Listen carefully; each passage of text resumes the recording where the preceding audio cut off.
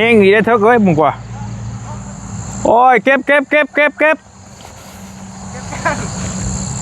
ลยโอ้ยคุมฮัมเก็บบังปักฟืนปักไฟเด้อเรียบร้อยได้ช็อตได้ฮะนอนอยู่นี่เลยบ่เอาแล้วฝนตกได้จะมันขาดนี่นะขาดกระปกเอาเลยเฮ้ฝนตกก็เล่นครับโอ้ยสั่งกันเลยปักเสียบได้ฮัมแนวคุมก่อนฝนมาแล้วพี่น้องเอ้ยตายคักบาทนี่พยาหักเต็งไว้ฮะใช่นอนจนมันหัวมาแล้วจากลูกหัวคนอยู่แล้วจะหาหน้าเตียงไว้เมนเทเบิลตกตึ้งตกเก็บเครื่องแล้วนี่ก็เบิ่งจะบ่ไฟช็อตได้นะบ่าวเว้ยปูนฮับปกคักแล้วบ่โอ้ยเนาะเข่าห้องนี่แหละนี่ก็ได้เข่าเขาจะเกี่ยวดิบ่ตกหากเกี่ยวก็ได้อยู่แต่ว่าตัวเฮงนั่นก็อย่ามันอังอยู่ในน้ำหั่นทำได้แล้วเดี๋ยวก็เบิ่งมันเฮงนี่แหละถ้ามันเฮงเราขึ้นเตียงหั่นเข่าน้องเพิ่นน่ะคุบขึ้นเตียงหั่นแม่นปลูกเลยเป็นบางก้าเลยโอ้ตายมันหยอกอยู่ซื่อบ่ตกลงมาเบิ่งทางที่ไม่ได้มาเด้อพี่น้องโอ้ตายครับกินกาแฟอีกกลางคืนนี่โอ้ยผู้ใดน้อยเลยก็มาเช่าเลยก็มาชมอีกได้บ่โอ้ยรวมผิดเลยโอ้ยข่าวเย็นกาแฟเขาจะมันรอได้ก็เลยมาทางกลางก็อยู่ทางข้างเลยยังมันรอว่ะยังไม่ใช่มือนี่แหละจะหาชื่อให้บ่ได้แชร์ชงในบ่แล้วสมวัยรุ่นนี่โพดแซ่บอยู่บ่กาแฟโอ้โหเลียฮอดอันแก้มเป็นเขาเลยที่เริ่มแก้มเป็นเขาเลยบดดีขนาดได้ดิอยู่ทั้งหลังคากับบดด่าโอ้บดด้วยรีโอโนใหม่เนาะห่านเป็นได้พยากรณ์ติดชิวแห้งแล้วอย่าว่านะเจ้าไม่ได้กุมบึง6%เป็นไรนั่นบ่โอ้อ๋อเติมนึงอยู่ได้เตรียมมาเด้อพอเด้อนี่มันเปียกมันยังนี่กาแฟเหลือลายบ่กาแฟยังอยู่เนาะโอ้มันหักสิบดไว้แล้วก็คืนก็กินกันจะเว้นก็กินพบเดี๋ยวเปียกบ่เต้นนี่ใช่จริงว่าอยู่บดช่างเกินร้อยเลยช่างบดมื้อให้กินมื้อ1 2ช้อนว่ามื้อเช้ามื้อแรงตอนเย็นกินน้ำยาแล้วล็อกเรากินได้กินเราอยากครับอันน่ะลุงขึ้นมากะมื้อเช้าแต่ก็กินน้ำกันทะเลกินน้ำกันพอหยอกก็สิดอกแต่ว่ากินตลอดแล้วมันก็อันตรายได้เฮ้ยเห็นว่าก็ได้อันตรายสุขภาพเฮานี่เนาะบ่แม่นว่าดอกว่าแต่เล่าล็อกข่อยกะข่อยก็ถามลุงนิ้วก็มื้อนี่กินชั้นเลยเนาะข่อยว่าเพิ่นกินข่อยหั่นคันบ่ได้กินเลยจ้าหัวกินช่องนึงแล้วบ่มีกินน้ำมันข่อยต่างแล้วไผว่ากินกาแฟลำมาอันนึงใส่กระป๋องอีกอันนึงน้องนิ้วป๊อเพิ่นว่ายอมใจกินร้อนกินอะไรกินพร้อมกันได้ดิเอาวางใดเอาวางนี่บ่เอาสายพ้นเลยบ่อันนี้บ่ขออนุญาตนี่บ่สีมือขอโทษเด้อสีมือบุญทวีบ่อันนี้โอ้คักบ่โอ้ยคักโอ้ก็วัยรุ่นโพดเห็นว่าช่วงผมก็ได้จะไปแปลงไหมว่าบ่เบิ่งเนาะเกินไปโพดเป็นยังไงกินฮั่นจักช่องจะชงอันนี้ช่องเดียวกับบ่ใส่น้ำหลายบ่ปานใดดอกคันว่าใช้น้ำลายบ่แห้งบ่ได้นี่ได้จะกินจักช่องมันบ่ตุกผู้นี้ก็กินบ่กินแล้วโอ้โหน้ำช่องสิตุกบ่ได้กินแชมป์ได้กินบ่กินก็จางๆได้อยู่เข้มๆนะบ่อยากให้กินไปได้แล้วปานใดแล้วเล็กน้อยบ่ยากพุ่นแหละในใจก็บ่ยากพุ่นแหละพี่น้องบ่ได้ก็ในใจก็บ่ยากพุ่นแหละแต่ว่าค่อยเดือกันไปบ่มันจางเนี่ยบ่ให้มันคุ้นๆว่าเสียงบ่ใช่ผ้าพังบ่ยาวบอกนี่ยับมากับเรื่องกาแฟน่ะจบดีได้บ่ได้บ่ยาวถ้าใจบ่ยาวกับโยบ่อยากพุ่นแหละพี่น้องเอ้ยแต่ว่าค่อยเดือกันไปเนาะมั่งมาเลย จบดีได้เว้าเรื่องกาแฟได้นี่ บ่ได้กาแฟเลย บ่อยากให้กินกาแฟบ่อยากได้พี่น้อง บ่อยากให้กินกาแฟเด้อหามเด้อ ถ้าใจก็บ่อยากคือกันแหละ เอาแซวน้องเพิ่นบ่อยากให้กินมันอันตรายสุขภาพมันแหละ นมเดี๋ยวเรามาซื้อนมให้กินอยู่ มันจังชุงๆบ่จังชุงๆคือเจ้าบ่ชุงคือพ่อช่างนี่ขออนุญาต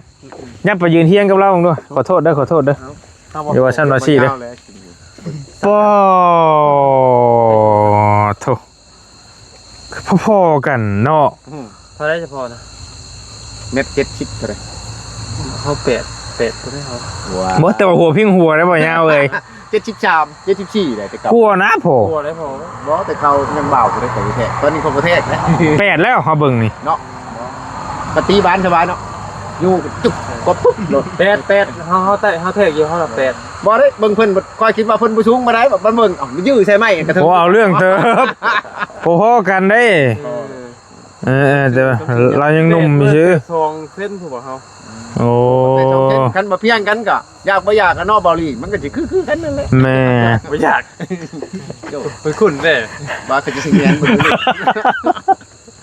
บ่อยากปานใดแล้วบ่ ไม่อยากมันได้แล้วไอ้น้องเลยไม่อยากให้น้องกินกาแฟนะ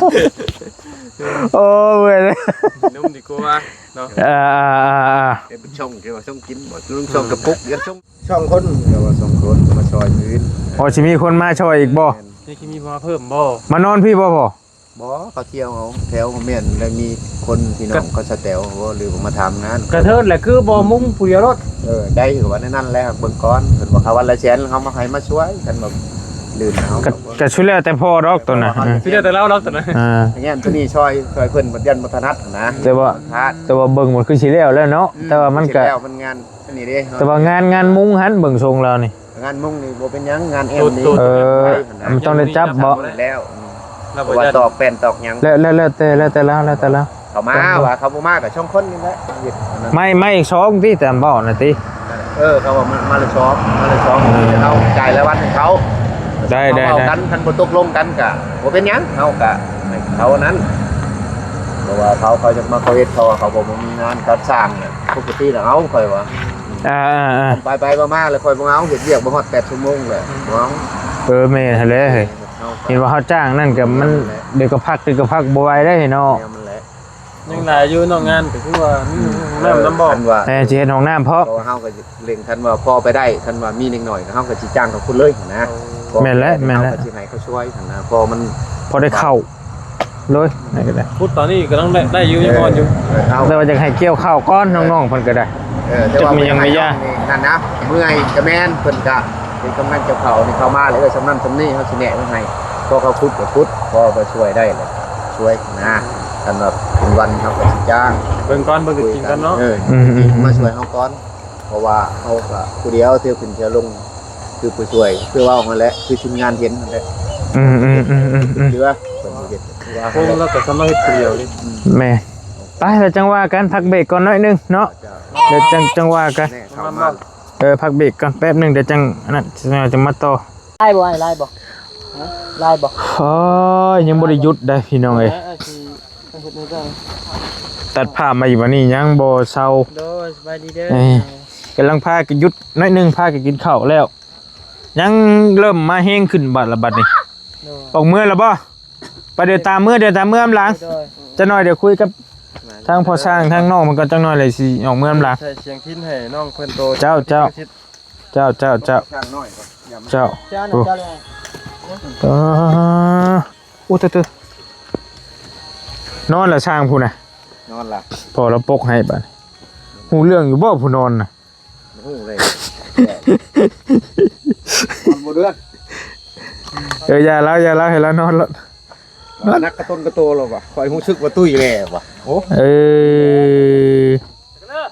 โชคดีวิทย์อยู่ว่ารถน่ะ คนบ่ได้หัวติ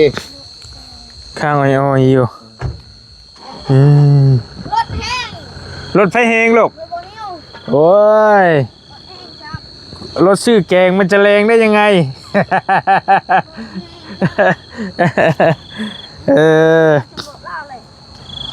เบิ่งยังอยู่นี่เบิ่งคลิปไผเดี๋ยวนี้ลูกโอ้เบิ่งคลิปบ่ยาว มากินนี่เจ้าว่าอยากนอน พี่ลึกเนาะคลิปบ่ยาวนี่เนาะมาเฮงอีหลีฝนยังหยิบพับพิบพับพิบพับพิบพับอยู่ นอนแล้ว ฮะ เฮ้ยจะเมื่อจะนอน จังหน่อยกับเมื่อแล้วนั่งอยู่เป็นหมู่กันจักหน่อยทางนอนแหละ จังหน่อยแล้วนอนแหละ เคยนอนผู้แรก บรรยากาศช่วงแรกพี่น้องเอ้ย เลือกทาง เก็บมันปุกอันนี้ไว้โอ้ยคิดว่าก็สิบ่หิ้งปานใดเนาะไม่แต่ว่าไม่เสลาเฮาบ่มีปัญหาดอกไม้ตัวปูนนี่แหละเป็นห่วงปูน ย่างจักบนนะย่างจักบน ที่มาไหวมัดเทยางมันหลงมันขาด จะเป็นห่วงปูนจะเป็นห่วงช่าง เพราะว่าอันนี้นั่นเพชรตังของบุญทวีพี่น้องเอ้ยแหละพอซาเรามาขังพี่เราก็บ่มีบาทเพชรตังมีอันเดียวโอเค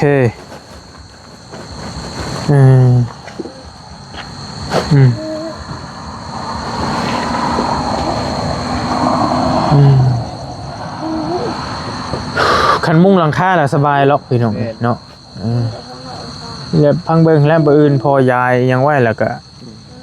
จังพอได้แทกก็ให้โทรให้เราสั่งมาเราจวดอยู่ใกล้ๆนี่พี่น้องเขาเดียวเรามาบ่นบึดมา เมื่อไรบ่นี่ คือสั่งไม่โซล่ากินนี่ก็ได้ เมื่อไรบ่เมื่อไรกูขังไป กับตัวนี้เนาะพ่อเนาะเป็ดลมนี้เนาะ แม่นตะลมเลยที สีเป็นลมอีกเด้นี่พี่น้องนี่เอ้ย ลืมแล้วเลยเฮาถ้าสิปลมที่ย้ายข่าวไว้นะมันแห้งแล้วพอดี แม่นเบิ่งตัวจริงก่อนเด้นี่ ลูกจักป๋องสิพอบ่นี่ โอ้คันเอาสีเดียวบ่ดีกว่า สีเดียว สีเดียวเลยแบบตัวนี้บ่เอาแบบตัวนี้บ่ หรือตัดให้มันเป็นลายสีบ่เนาะมันจังเจิดจ้าดีบ่เฮาทาแต่หน้าเดียวดิซื่อดอก ถ้าถนัดเดียว ทาแต่ทางหน้ามันซื่อ บ่ได้มีตัวกวบบ่บ่ได้มีกวบข้างบ่หรือว่าบ่ได้กวบข้าง มันข้าม กวบข้างสังกะสีเฮาเลื่อมลงแม่นบ่ ทั้งสีเหลื่อมลงทั้งท่าตัวคานี้ตัวนี้มันกวบบังเลยดิ มองหน่อยประมาณมองแวนตายนี่บ่พอดีซ้ำกระป๋องอันนี่ซ้ำนี่ แม่นชำหมอฮะ ตัวนี้ซ้ำ เคยซื้อไปอยู่แต่ความหมายว่ามันยันมันสิพอบ่นะสังกะสีเด้มันมีแผ่นลบมันเด้แม่นแผ่นลบเลย รบข้างนี่ แม่เพิ่นสิกบครึ่งนึงประมาณครึ่งนึงนะพี่น้อง เกิดปลายนี่แหละมาปลายนี้กวบแล้ว วันทางหน่อย หรือว่าเฮาทาเลยครึ่งไปแล้วนึงก็ได้เนาะโอ้อย่าเฮ็ดดำเอ้ยโจทับยังคำนี่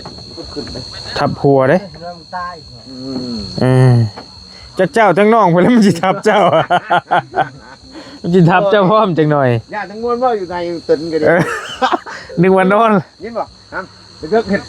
ครบเลยเด้อครบจางหน่อยแล้วเจ้าบ่เคยหยอก แต่พังเบิ่งขนาดบื้อนะสิหาเบิ่งมาให้พี่น้องมันก็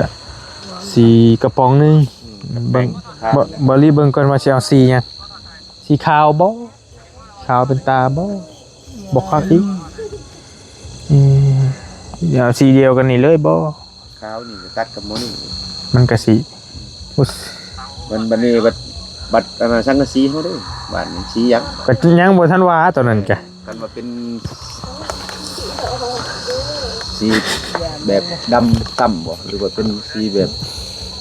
สีทะเลแบบสีฟ้าแบบนี้บ่หรือว่ามันก็สีเข้ากันเบิ่งหน้าปลาลมนี่คักอยู่ตัวจริงก่อน เบิ่งตัวจริง แต่ว่าอยู่ลาวใต้เบาลี่เคยเฮ็ดอยู่หลังนึงอยู่เฮือนน้องเดิมให้ช่างเพิ่นเอาอันนี้มาประกบกับตัวนี้จับติดกันแต่ว่ามันก็สิเปลืองหน่อยนึงหั่นแหละเขาว่าสิเอาตัวนี้เพียวๆว่าจะมันพลอยหั่นนะก็เลยให้เพิ่นมายึดกับติดกับตัวนี้เอาขึ้นบัดเอาสีตัวนี้เด้อหั่นนะ ก็เคยมีอยู่แบบนั้นก็แต่ว่ามันก็เอาตัวนี้มาบังตัวนี้ แม่นมาบังเลยเพราะว่าคันเฮาสิใช้อันเดียวอย่าเพิ่นพลอยหั่นนะก็เลยว่ายัน แบบนั้นก็ได้คือกัน แต่ว่ามันก็สิ้นเปลืองนั่นแหละจักหน่อย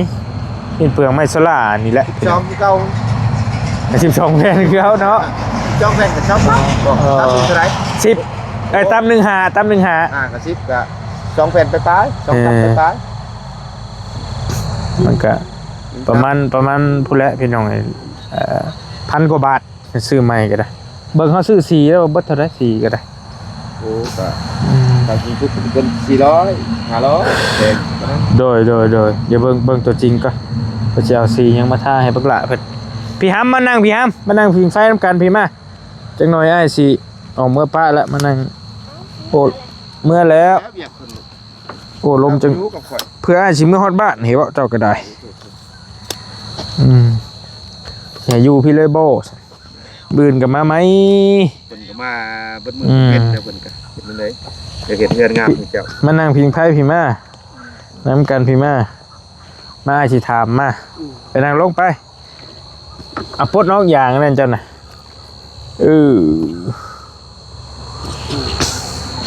มีหนังบ่ จ่าดอกเจ้าชาวไปนั่งบ่อาบแล้วบ่น้ำมื้อนี้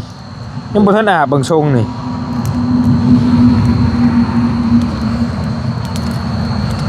ตัวมีเนื้อหนัง อาบน้ำแล้วเจ้า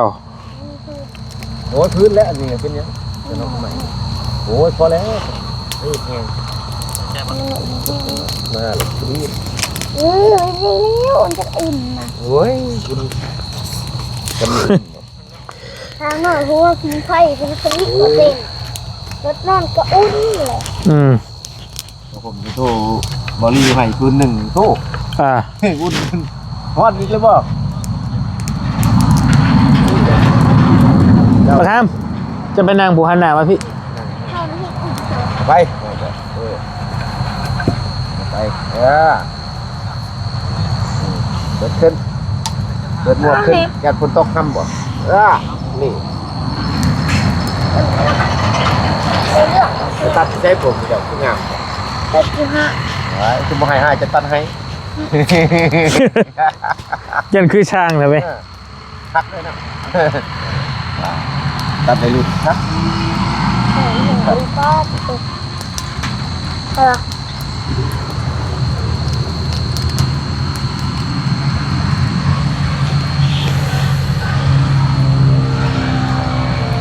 ฉับนี่เป็นยังดอกฝนเนาะ มันยุ่ง โอ้ยจะว่าผมมีเจ้านอนคอยนอนยังมาย่องเขาที่มือเราได้มุ้งใหม่นี่แล้วเต็นโตมันนอนยังเข้ามันมีมันขาด คุ้มเมาบ่ได้อยู่ติ เป็นทางหน่อยเลย จักกูช่างดอกอันนั้นแล้วนอนอะไรกันแล้ว เห็นโมเมนต์ทางหน่อย มือในล่างกันนำเลยที่เข้ามาลุกอยู่เลย เปิดบ่ยาวหัวไปอยู่โอ้ยปวดโพเ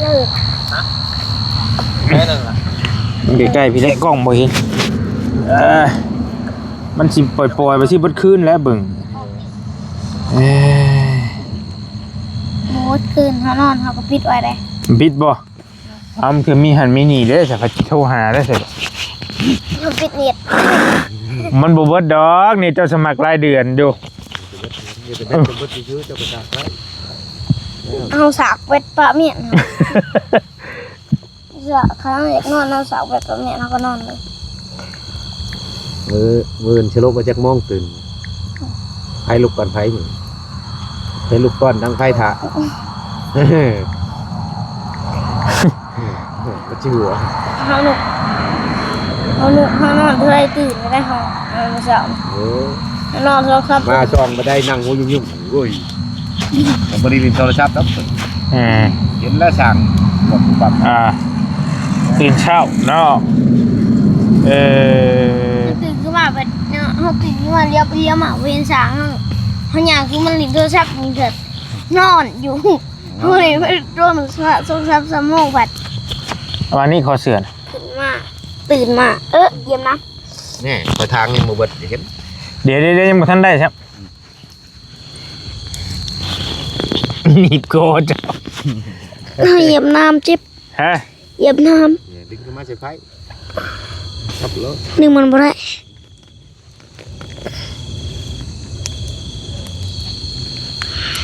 นี่อาสิถามสีพี่หน่อยตัวได้งามว่าธรรมดากัน สีแดง บอกกันเอง สีแดงดิ ฮะ สีแดง สีแดงบ่ เออ มันมีสีแดงสีเขียวสีเหลืองก็มีเนาะ มี สีฟ้าพี่น้องเอ้ยเพิ่นว่าสีแดงเพิ่นว่ามักไปนั่นนี่เนาะ แดงช้ำๆใครอยู่ เต็งรัวเลยมาสิจับให้เบิ่งเด้อนี่เฮาย่านน้ำ มันจะเป็นห่วงมันนั่นมกขุดมกมันสิเด็ดน้ำก่อนตัวนี้ สีฟ้าเนาะกับสิถามแม่แล้วแม่ผู้เพิ่นซอยนั่นแหละเพิ่นสิว่าจังใดนี่ยังบ่ทันได้ถามเพิ่นคันว่าเพิ่นว่าแนวใดก็ได้ก็จังว่าเบิ่งก่อนสิถามเขาบักคำน้ำแน่หั่นแหละเพิ่นว่าแล้วแต่ลูกแล้วแต่ผู้เพิ่นมักแล้วแต่ผู้เพิ่นอยู่เพิ่นมักแนวใดก็แล้วแต่ก็จังว่ากันเนาะคันเป็นพ่อเด้อย่าว่าฉันว่าสิเด้อฉันเจ้าสิชื่อใจเฮือนเจ้าจะมักสีใด ใจก็เยอะ มีสีนำนี่ตัวที่ 3คันโมเมนต์ตัวนี้เป็นตัวนี้เลยก่อย คันโมเมนต์แดงนี่เป็นฟ้า แม่น แล้วก็มักไปแบบนี้คือกันเนาะ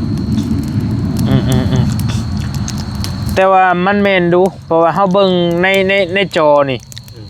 มันคืองามสมมุติว่าสีเหลืองสีหยังแต่ว่ามันพอมาลงเฮือนตัวจริงแบบมันคือเปลี่ยนว่ามันบ่เข้ากันเนาะเป็นว่าสิมาใส่แบบอันนี้ก็ได้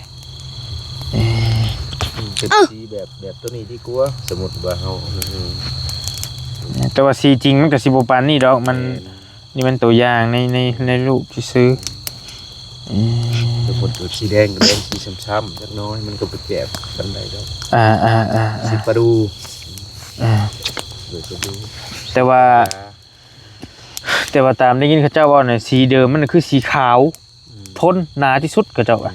พี่น้องสีขาวๆนะสีเอาเท่าๆนะสีบ่ได้ย่อมบ่ได้หยังหั่นนะว่าซั่นซะ เกิดกับตัวเองอ่ะ แม่มันเกิดน้ำตัวมันเองแล้วมันสิทนที่สุดว่าซั่นตามพระเจ้าว่านี่สีเดิมๆมันนี่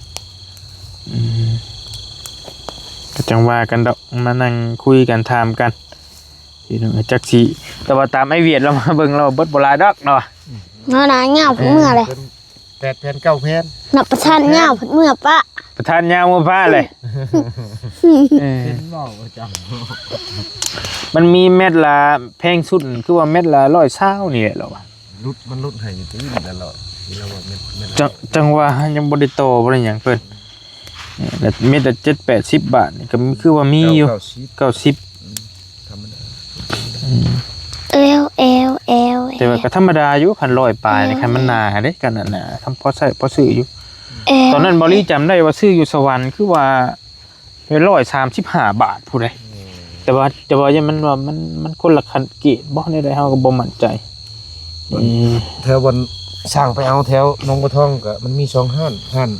บ่เตียงทองไปเอากับตัวนั้นก็มันเม็ดเท่าไหร่ ต้นสเตลหั่นบ่ แม่นตัวนั้นก็ถูกดูราคากับห้านเขาข้างเบื้องครัวมือ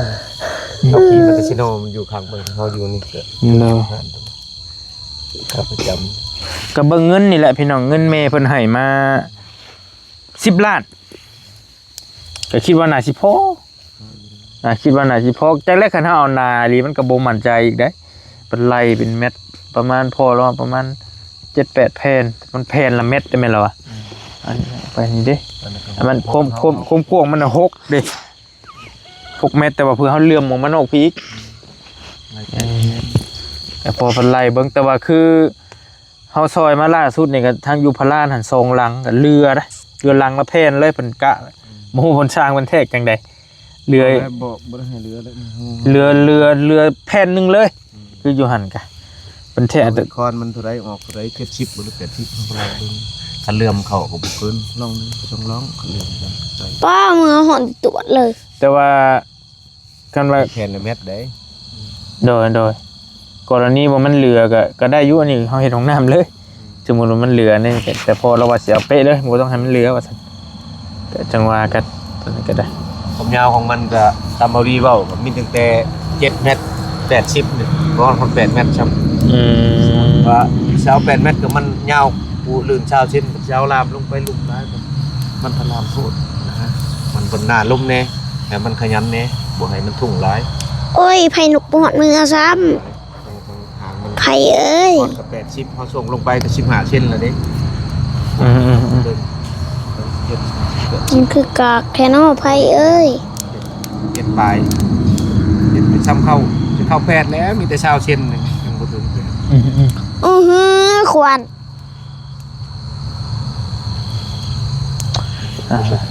ระบบมันนี่สิส่งคอนลงก็ได้ มืออื่นสร้างไปตลาดตุจัก เกยทั้งหน้ามันอีก ก็ไปตลาดใช้ไปซื้อตะปูมาเฮ็ดเวียกค่อย ซื้อตะปูเด้อ ตื่นมาก็ไปแล้วแหละจักถอดมองเฮ็ดเวียกเลยเจ้าก็อาหารเก่าเฮาก็มีเบิดล่ะยังปลากระป๋องไข่ของกินตุนไว้มีแต่หนึ่งข้าวสุกง่ายเพิ่นง่ายมัน เจ้าก็ลงมัดเข้าเกี่ยวเข้าเฮ็ดเวียกค่อย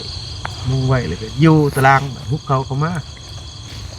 แม่เสร็จทำหรอเขาจักเสียไหวนี่ใช่ โอ้ย รถเฮ็ดปั่นแล้วหรอวะ มีแว่นไม้บ่ฝากแว่นไม้บ่ เงินเจ้าก็บ่ฮักดอกฮอดบ่ลอยชอบเกินเช้า บ่ได้อีเลยพอแม่นความน้องมันว่าอยู่เต็มเลยหมองนอนมันนั่นก็ได้น้องมัน ก็ลืมเลย 4-5ชอบมันพอแห้งแล้ว เอาเตียงแล้วเข้าไปได้หมดทุกพวก เข้าใจอยู่ บ่เฮามาไว้ทางเอาเตียงเข้าไปใส่เตียงกันมุ้งตัวนี้จะบุกดอก แม่น มุ้งตัวนี้ก็เอาก่อแล้วก็ไล่แล้วแหละห้องหนึง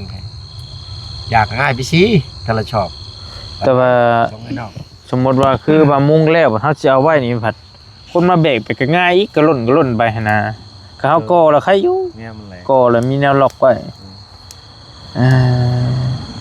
ก็ใหญ่เนาะตอนนี้ก็ ว่าเอ็นลุงเอาวัดลุงก็ยังว่าเราไปท สำหรับพอเพิ่นมุ่งหลังคาแล้วแหละคันว่านั่นก็สมมุติว่าก่อสักห้องหนึงพอได้ไว้ก่อนเนาะ แม่น ก่อแล้วก็ติดบานไว้แล้วก็ล็อกไว้ก็ใครอยู่ ใส่กระเจี๊ยบ ใส่กระเจไว้นะก็สิโอเคอยู่พี่น้อง คันเครื่องมันครบก็งบบ่มาทันก็บ่เป็นหยังเฮาได้ต่อเลยก็มันปกติเด้มันบ่ได้ใหญ่ไปใส่ก็บ่เฮ็ดอยู่ โดย มันก็สิบ่ได้บ่เทื่อละ 4,000 5,000พอได้ต่อยอดต่อไป ก็เบิ่งตัวจริงนี่แหละ ไปอยู่แล้ว เพราะว่ากรณีบล็อกมันยังมีอยู่นี่พี่น้องเอ้ยเฮาสมมุติว่าให้เราก็ซะห้องน้อยก็ได้นี่คุยกับพ่อแล้วสมมุติว่างบมันเบิดอีหลีหั่นนะ แม่น ก็พอได้ไว้เขาคือประเด็นว่าหลังคากับมุ้งเลยเด้แล้วก็จังว่ากันพอได้ชื่อวงกบมาอันหนึงบานประตูอันหนึงแล้วก็ล็อกไว้ก็จบบ่มีปัญหาตอนนี้ก็คิดก็ง่ายอยู่กันนั่นก็เบิ่งตัวจริงก็ แทน ตอนแรกเจ้าว่าเชียวไว้ใช่จะเข้าเจ้าน่ะ เพื่อนลุง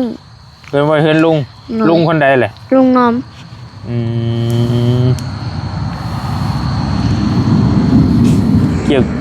กี่ยวเขาแล้วเป็นยากบอลไว้เนาะ โอ้ยเอาให้อ้ายซะขายให้อ้ายซะสอบละ50,000 จับเขาสั่งบอลก็อังกะซีก็มีป้าดิโตก็เล่นก็เราไปเอาคนเบิ่งซีให้เจ้าหั่นแหละ อ้าว ป้ามีแต่เมื่อป้าได้เสร็จแล้วพอเด้อแล้วจังว่ากัน เพื่อนเป็นชาม นี่สีเขียวผู้ป้าดิโต อันนั้นแล้วให้เจ้าเบิ่งแล้วเจ้ามักสีใดก็จังเบิ่งกัน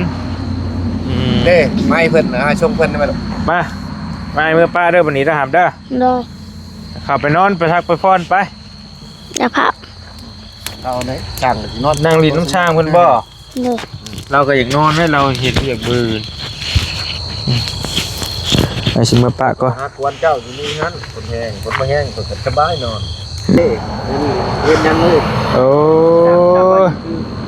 จังพ่อหันแล้วจังหวะโทรหาเนี่ย จับกดไปบ่มาเดี๋ยวมันก็ขึ้นมานี่เลื่อนจะนอนเป็นคือเก่าช่างมีแต่30% หันเป็นอีกเลยมันอยากช็อตเนาะ แบบมันเสื่อมเบิดเลยนะ มันบัดสภาพเลย